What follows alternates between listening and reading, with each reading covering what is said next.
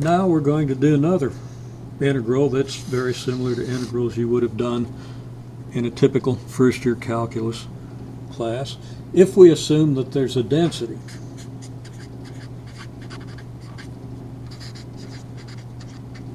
so let's assume a density function, and this density function we're going to call delta of x, and let's just go ahead and assume a function delta of x equal to, let's say, 1 over the square root of 1 plus x. Now we're going to assume this is an area density,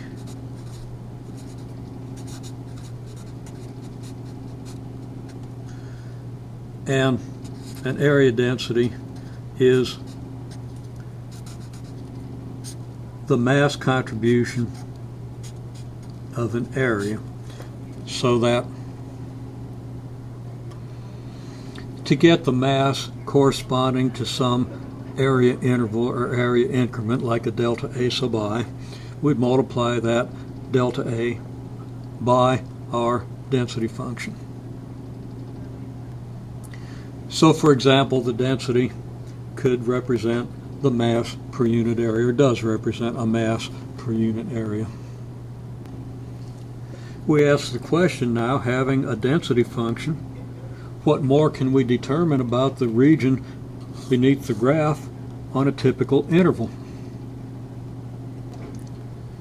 Well, our typical interval is right here, and it hasn't changed. We have a sample point xi star in the ith interval, where I could be any number between 1 and n.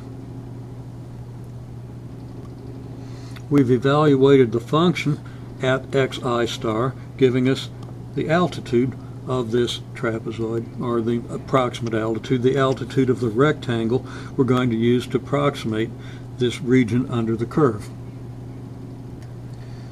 We get an expression for the area, and we know if we multiply an area by the density, we get a mass, so that the contribution to the mass of this region is going to be the density multiplied by the area. How are we going to calculate the density that corresponds to this region?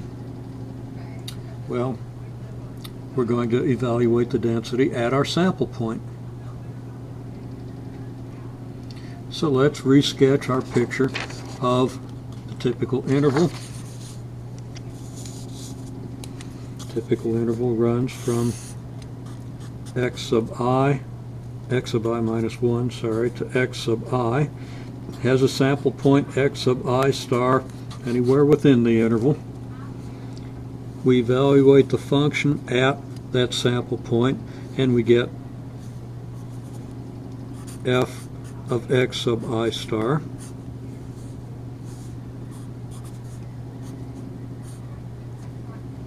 We evaluate the density. We evaluate the function at f of x sub I star, and we construct the rectangle that approximates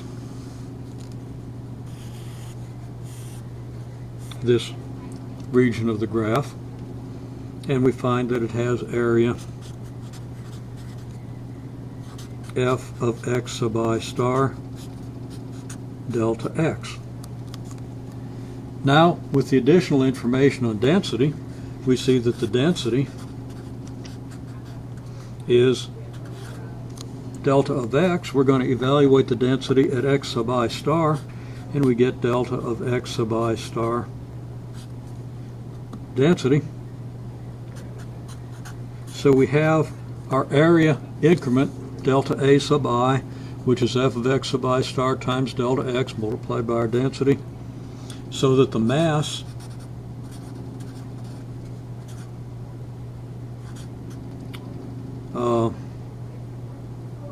of the region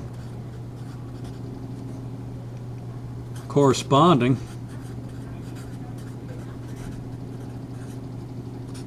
to the ith interval is what?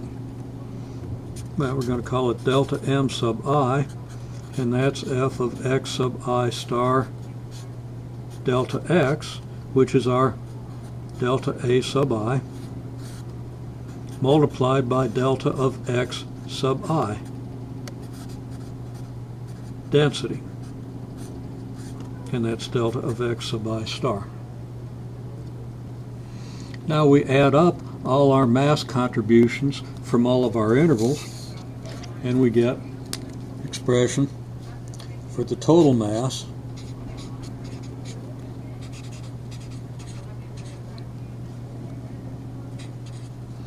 that's the sum from I equals 1 to n of delta m sub I, which is the sum from I equals 1 to n of f of x sub I star delta x times our density function evaluated at x sub I star. And